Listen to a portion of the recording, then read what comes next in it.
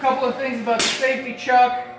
Number one, one of the reasons why it's called a safety chuck is it will only open in the up position. So if you look, there's an arrow on the safety chuck that indicates the up position, or the position where the shaft can be safely removed.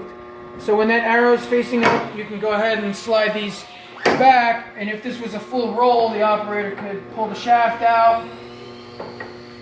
But I'm going to put that back in because I want to show you another feature of the safety chuck. When these capture plates, we call these capture plates because they capture the shaft.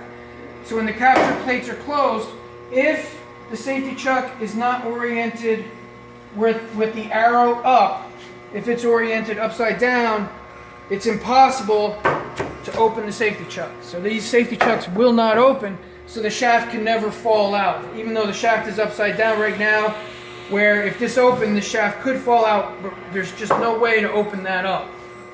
That's one of the reasons they're called a safety chuck, and it could be anywhere within its rotation. So even when it's 90 degrees, again, that's not going to open. It just can't open. Now if I rotate it to the up position, it opens very easily.